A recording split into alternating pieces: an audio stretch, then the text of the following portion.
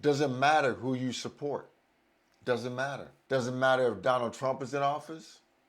Doesn't matter if Kamala Harris is in office. If you are in bad shape financially, they are not coming to save you.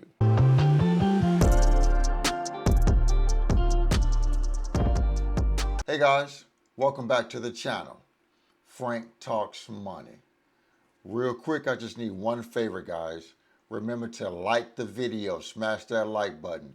The more the likes the video receives, the more the algorithm will share the video with more like-minded people like you and me. Now let's get right into the content. Guys, the stock market continues to set record highs. Let's talk about it. The Dow Jones and the S&P 500 closed at record highs on Friday, marking the year's longest winning streaks. Both the S&P 500 and the Dow Jones Industrial Averages surged to new record highs this past Friday, sealing 6 straight weeks of gains. 6 straight weeks of gains, guys. The stock market is on fire. And people that are invested into the stock market, those of us who are not jumping in and out, we are making a shitload of money by doing nothing but investing. That's the best money to be made. The S&P 500 benchmark index advanced 0.40% to close at 5,865 points. Guys, the S&P 500 index is on its way to 6,000 points. Guys, when I first bought this index fund back in 2014, it was just over 1,900 points. Do you hear me? It was just over 1,900 points. The S&P 500 is on its way to 6,000 points. Just passed over 5,800 points this past week. Guys, this index is on fire. It's on fire. Just think about that for a minute. When I bought this fund 10 years ago, it was just over 1,900 points. And today, Friday, October the 18th, it's at 5,865 points. Can we say I've made a lot of money? Yeah, I've made a lot of money. And investors who have been invested for long periods of time, not jumping in and out, they also have made a shit ton of money. Guys, if you're still here, remember, hit that like button for me, guys. Remember, show your boys some love. Hit that like button. The Dow Jones Industrial Average gained 37 points, or 0.09%, to end at 43,275 points. The NASDAQ Composite, that is your tech companies, your Amazons, your Facebooks, your Apples, Microsoft, Tesla, all of those are in this index.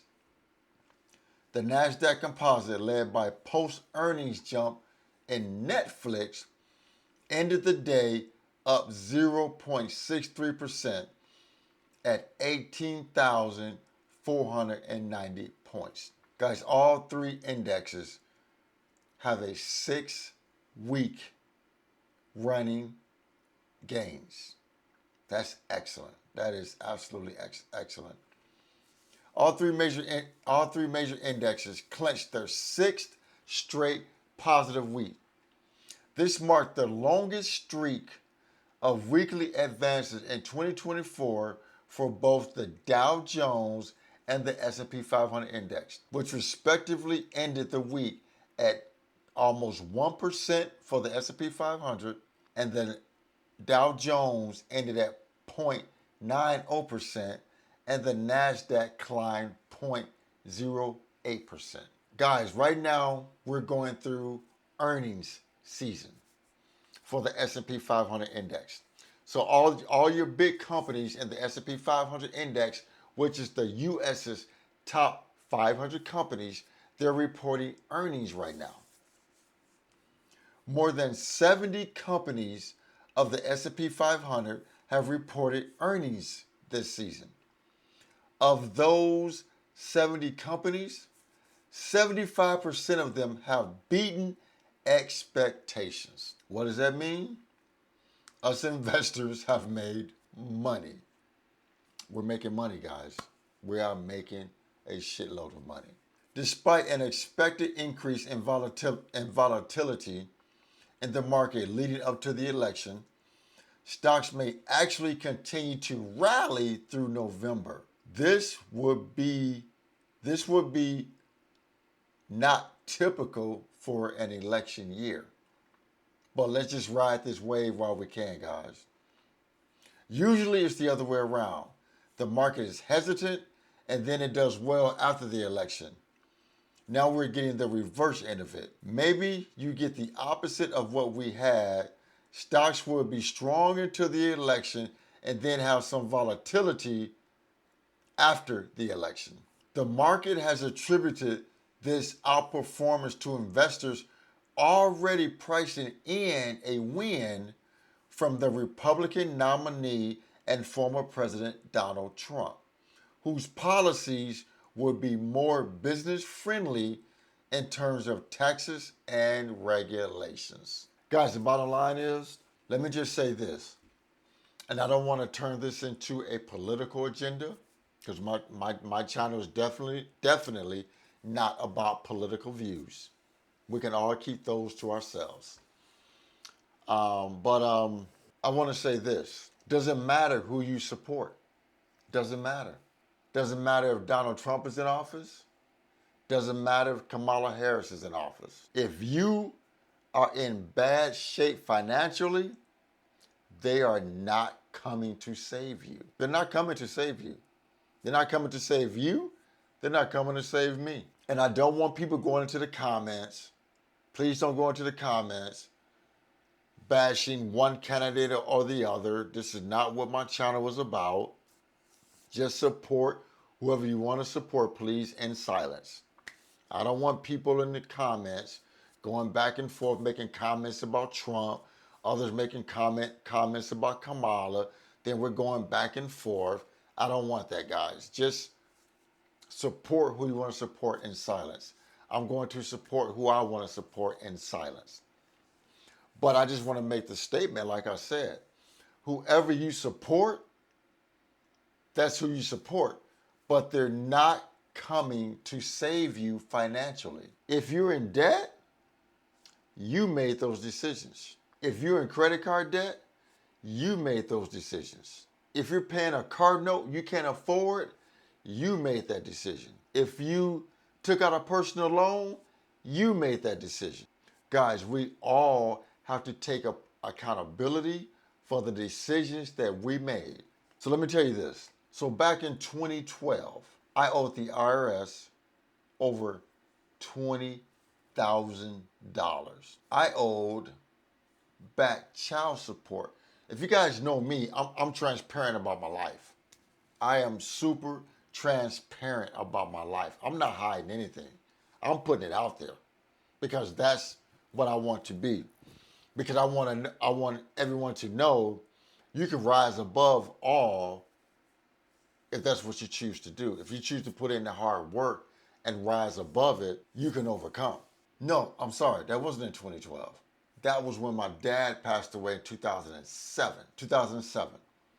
I owed back child support because I was young and stupid, changed jobs a few times, didn't tell the friend of the court where I was working at, got behind. I owed back child support. I owed the IRS money because I wasn't filing my taxes. Like I said, guys, I'm transparent.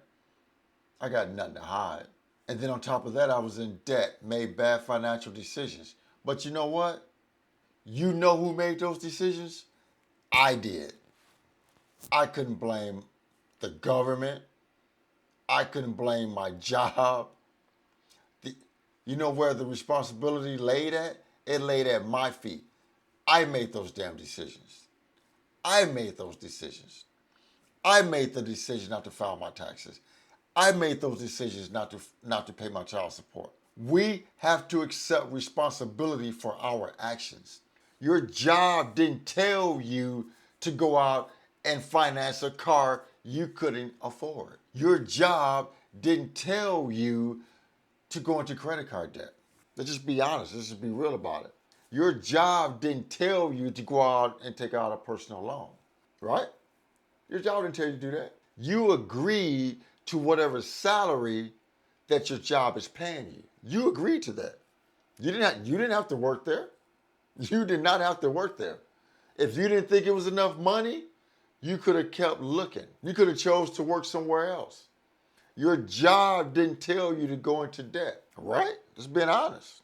So no matter who gains the presidency, they are not coming to save you financially. The only person that's going to save you financially is you. Take responsibility for the choices that you have made. Take responsibility, folks. Take responsibility. But I am super excited about these gains in the stock market because I know I have been invested, guys, for the last 14 years in the market. If the market has a correction tomorrow, I'm still making a boatload of money. Because you know why? I've been invested for the last 14 years and haven't taken any money out. The money is made not by the buying and the selling. The money is made in the stock market with the waiting for your gains to compound.